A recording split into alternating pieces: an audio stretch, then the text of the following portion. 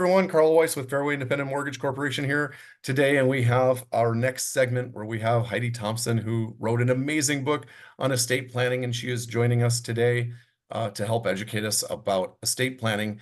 And our new topic right now is, as we jump into, do we have to worry about estate taxes? Oh, this is where we are so glad. Not only is it February in Arizona when we're recording this, and it's absolutely beautiful outside and the sun is shining when the rest of the world is freezing cold. Another benefit of living in our great state is that we do not have state estate taxes at all. So we don't have to worry about state ones. All we have are federal. And right now, if the only people that are going to have to worry about that, you may say that the rich never do their share. Oh, in the estate world, they do. Any married couple sitting at over about $24 million and some change, every penny above that to their kids is taxed at 40%. Yeah, 40%. You heard that right. It's super, super high. So, but they're the only ones that have to really worry about that right now for people that die this year. It's actually going to go up a little bit more in 2025, but January 1st of 2026, if Congress hasn't done anything about it, that number is going to plummet down. Now that you're It's talking about, that's the sunset rule, if I remember correct, that it's we've that's hit what they're the calling it, the almost to the sunset 10 year. rule. Yep, yep. So In explain what 27, happens then if let's say somebody hasn't scheduled in their calendar this year to pass away and they live for the next bad couple of timing. years. What could that look like, or what do you, if nothing, gets changed, let's say? If Congress does absolutely nothing, then it will go back to what it was in 2017 when they raised the limits. Okay, So at that point, it was 5 million per person, and then they're going to adjust that for inflation. So most of the economists are kind of throwing out the number. We're looking at between 7 and 8 million per person because we've seen a lot of inflation since 2017. correct. So they're telling us 7 to 8 million per person. I'm doing most of my planning when I sit with married couples at 14 million. And if they look like their assets are going to end up over 14 million, there's some things they have to do in their trust to do with charities and things like that if they don't want it all going to Uncle Sam above that. So, Okay, but if you're still under that, if you're a single person, remember it's half of that number. So it's that 7 to 8 million. If right. you're a single person and that applies to you, you definitely are going to need to do some tax planning unless you are totally okay giving Uncle Sam 40% above it. Um, and maybe you are, maybe you're fine with that. But charities are also happy to take those deductions, and there's some fun planning we can do that would give it to those places instead and let you leave a little bit more of a legacy. Yeah, so for the people that are maybe at that threshold, so today the number may look, fantastic, where I'm nowhere near, whatever it is, 13 as an individual person, and 24 or whatever married. Um, but that could change. And if it does change, I mean, if we could only imagine a world in which the government might want more money to fund things, um, I know it's a Is leap. it true? Could it be? Oh, So maybe they don't, change the sunset rule and they let it revert back down. We've seen that over history happen in many things, right? So, most people though, and I'm in this camp, Congress can make a lot of laws that don't apply to them. The IRS rules are not among those. it's true. So where members of Congress are wealthy, this is the family fortunes they're inheriting and passing on. So I really don't think they're going to ever lower it below, I think that 7 million. I think we're fairly safe to think they may not do anything, but I don't think they're going to just go in and pull it back down to a million or 2 million. I don't think that's on the docket. I Okay. think most of them are going to want it to be higher than the 7 to 8 because a lot of them, if you look at their net worths, they're sitting above that line in many cases. Our Okay. public So servants making 300,000 a year. Figure that one. Anyway, don't need to go there. But I think there's reason to suspect they'll probably keep it the same or raise it, not lower it. Now, there is one thing I failed to mention. If you are a married couple, when the first spouse dies, there is something you need to do. You have to make an election if you're one of those taxable people so that you can bring in your spouse's share into the total amount. If you fail to do those elections, there can be some tax consequences. So, don't think that you just get to do nothing and live on. There's paperwork. There's always paperwork Always with paperwork with death. everything, So right? Okay, so from the high elevation aspect, we've been, hardworking and lucky enough to establish an estate that has some value.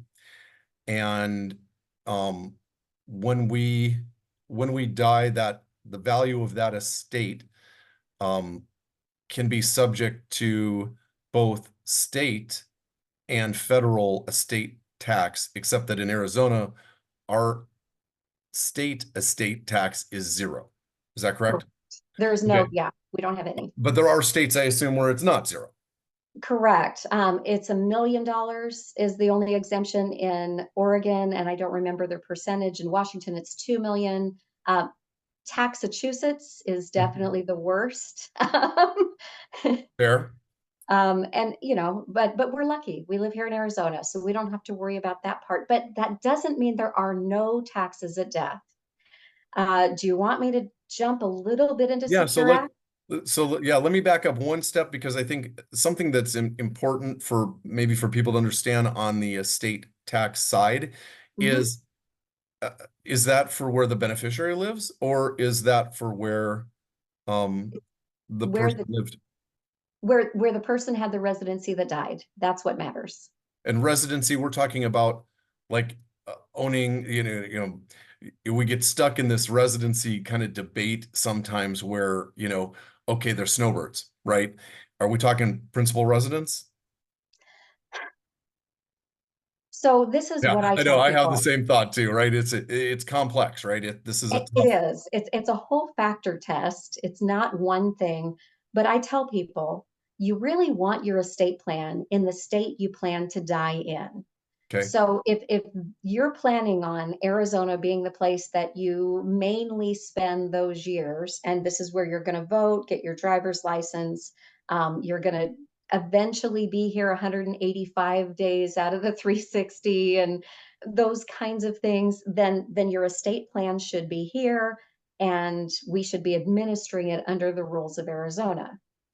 But that doesn't mean that if you're in Massachusetts and you're spending most of your time there, that you can just come to Arizona, do your estate plan, and say, see, that's what I meant. No, that might get a pushback from from Okay. the state, Good. So if you have a very complex situation, call Heidi. If it's a very simple and you only have one residence and you happen to your primary residence is in it's the a state of non-issue. You're Arizona, not going to deal with it here. then it has, but the beneficiaries are in Massachusetts. It has nothing to do with where the beneficiaries live or reside, Nothing, correct? not for Or- that one. So your Not estate for that tax is one. based on where you reside and when you pass away. Correct. Okay, good. Exactly right. Now, that's estate taxes. That's a big topic. Now we're going to get into a skinnier topic, and this is where most estates are impacted by this tax, and it's the capital gains idea. Okay, Okay, so let's talk about houses first, and then we'll talk about investments because they're two different categories. So houses, when you die, and someone receives your house, they get what the IRS calls a step up in basis. That's a fancy way of saying we're going to treat it as if the house's value is what it is now, not what you bought it for, which means that whole amount. Let's say you bought your house for 200,000, it's worth $1 million now, you die. Your kids are going to inherit it as if they bought it for $1 million. and all kids right now should be high-fiving each other because that is such a big deal. It's a big whopping deal, and Congress has never entertained talks for any length of time to get rid of the step up. That seems to be here to stay. You'll see the Bernie Sanders types bring it to the floor, and it's just like laughed out of there. Nobody wants that one to go Right. away. We Because there are love a the lot of highly appreciated homes, right, in the country and estates, in the housing sense of estate, big homes that are Yes, worth a lot of money, yes, that step up in basis is huge. really a massive deal to their heir. It's a massive deal. So you think about it, if I just inherited a house for $1 million, yay me, I'm so lucky. As long as I turn around and put it on the market, by the time I pay realtors fees and everything else, it'll be less than the value at the date of death. And it means I'm paying zero in capital gains taxes. Now, if we have a 2021 and it jumps up 12% and the realtor fees are 6%, I might have to pay a little bit of capital Right. gains taxes, but that's a pretty unusual situation. It was an unusual year. Most years aren't like that. In general, when you inherit a house, if you turn around and sell it, you're not going to pay anything in capital gains when it's an inherited home. This, though, is an important And word. can I back up one second on that? Yes, Does that yes. apply also to second homes? Yes, that applies to second homes. That applies to just about every home. Okay, if a client has, a primary and rentals and a second home, it's under the home category and therefore the So, step up so in that's base. an interesting topic. An IRS person that I took a CLE from last summer said even rental homes are, even if they're in LLCs, there's still a step up in basis when the business owner. I thought that was Hmm. interesting. I would want to verify that one. I'm not going to hang my hat on even if it's in an LLC. Um, but I will say if it's a rental property in your name, yes, it's getting a full step up in basis. Wow. All That's property. Yeah. again, every person out there who's getting a home from that method, you have to high five everybody because that's such a big deal. Amazing. But this is an important point. It has to be an inherited home that you got it because of death. If your mom decided, I'm going to do my own estate planning and I'm going to put you on the deed of my property as a joint owner, Hmm. It's no you just longer got inherited. it. You're not getting a step up in basis. Mom bought it for 200,000, you bought it for 200,000. You're going to pay capital gains on that $800,000. Do not do joints. I joke around and say it this way, don't do joints with a non-spouse. Just don't do joint property with a non-spouse. That's Fair? fantastic. And what a subtlety that people don't understand, I bet. Until It's they super understand it. important. Once they understand it, they immediately regret it, I'm sure. One of the most common mistakes in estate planning that we'll see is people who do joint deeds and don't understand what that's going to do to the taxes. So, and then we have to undo it, and it takes multiple deeds to undo it. Right. You have to do a disclaimer, and then it's you, yeah, and then the beneficiary in the end. So yeah, don't go that route. Just don't do joint deeds. Super easy. All right, moving on. The So, other tax that impacts most of our estates is your investments. okay. Now, you probably at some point in your life had a 401k or an IRA, and this was a contract you made with the US government that said, or employer through the US government, whether you realize it or not, that said, I'm going to skip paying taxes now, and I'm going to let you set this money aside and let it grow so that during retirement, when I'm probably in a lower tax bracket, I can pull this money out and be taxed then. Correct. Great. That sounds like a good deal. If you're in a 22% tax bracket and in retirement, you're going to be at a 12% tax bracket. Awesome deal you just made. Now, thing is, we don't really know what that tax bracket's going to be. No. Most of us don't believe it's going to really go down that much. So that's kind of a scary thought in and of itself, but that's a whole nother conversation. Just realize when people inherit this from you, Congress changed the rules. The Secure Act of 2019 that passed during the Trump impeachment hearings in December of 2019, which didn't make front page news. It was barely a third line on a third page in most places, but affected us more than anything else financially, changed the inheritance rules on IRAs. Now, well, it used to be before that change, if you inherited an IRA, you could just roll it into your own IRA, Yep. stretch it out, and during your own retirement, you would be able to take out and pay as you took out during your own retirement. Hmm. Well, Congress, again, not that they want more money to spend, came up with this Hard to Secure Act believe. really, really as a fancy way to get more money, more of their hands on generational money, realizing we've got this huge baby boomer population that's going to be passing money down coming soon. Right. And they realized we're on the third set of parents who have rolled over things to their kids, and all we've gotten is a couple of required mandatory distributions before they kicked it and it rolled over. we've had 3 generations of money that's grown and grown and grown and grown and grown, probably doubled every 7 years for 70 years. Right. And we've gotten a 2% of the taxes on it. Well, we don't want that to happen anymore. So now the rules are, if you've got a spouse, you can still roll it over. If your beneficiary is within 11 years of you, you can still roll it over. If your beneficiary is disabled with certain requirements, you might be able to roll it over for the lifetime. But for the rest of us that inherit things, we're going to have to choose our distributions over a 10-year period, and we're going to be taxed at our receiving income rate. Oh, that's brutal. So as regular income. So if you're in a, 32% tax bracket, a Mhm. third of everything mom and dad save for is gone.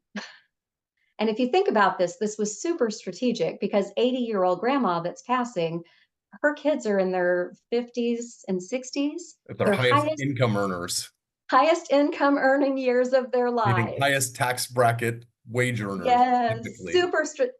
Congress had no idea what they were doing. Yeah, right. How coincidental. That's It's cute. so coincidental. So anyway, that's what's gone on with that. So you will probably be impacted in that. The only way around it is if you meet with financial advisors and decide ways to do backdoor Roths or some of those other conversions, which means tax hits now. And it's another one of those situations. You're going to pay now or you're going to pay later. Well, it's you're going to pay now or your kids are going to pay later.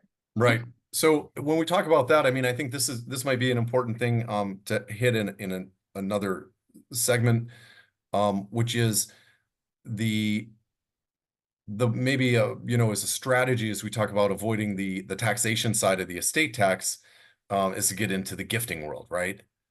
Um, Yep. because you start strategizing and say, okay, well, if mom is 70 or 80 now and feels that there's a short shelf life in front versus behind, maybe there's some strategies that we can employ now to help save almost a guarantee of that greater taxation in the future to the heirs. And being shoved into a 10-year draw on an IRA, just it's insult to injury, right? Because even that beneficiary, let's say, at peak earning years, pushing that out to year 8 or 9 may not solve anything. Correct. Unless you're retiring then and really going to live on less. I don't know. Yeah, and then you have to have no retirement essentially at that point, right?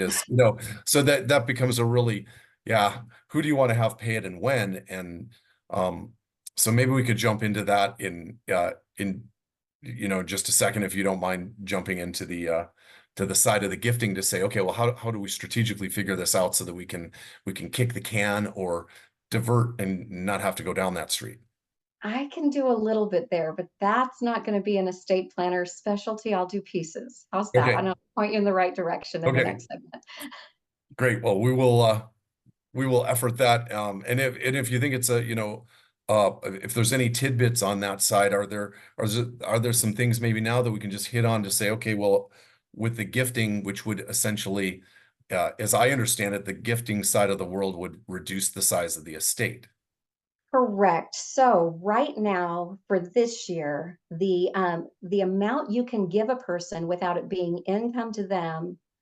Now, it doesn't mean it's tax deductible to you. It's not. Just understand, it's just coming out of your estate amount. So it's not part of the bucket that's left over to be part of the 24 million, right? Or Right, 14 million or whatever that number is when your right, time comes, right? So it just gets it out of your estate.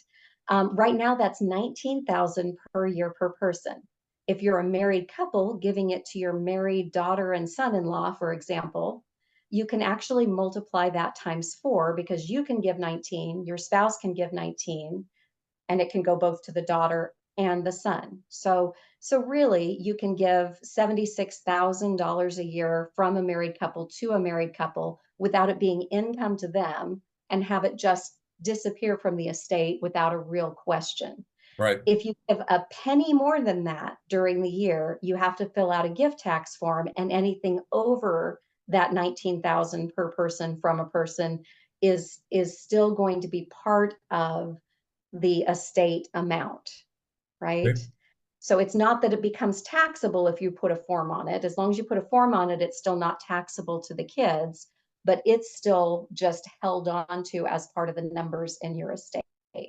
So you Okay. definitely want to stay under that 19,000 ceiling per year of gifting. But it is a way to bring down that estate value. Charities, you can always give to charity and pull that out of your estate.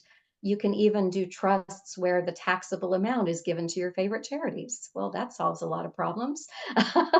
You can also have disclaimer trusts where if the surviving spouse gets to a place where they believe that they need to set things aside and divide out the estate, they can. I mean, there's just so many options. But again, I want to just emphasize, for most of my clients, we don't even have to have those discussions. Most of my clients are really your average person. They're the ones Okay. that have a house, an IRA, they've got two cars and two kids and a dog, and they're maybe a net worth of 1 to 2 million. They're not worrying about estate tax at all. Okay.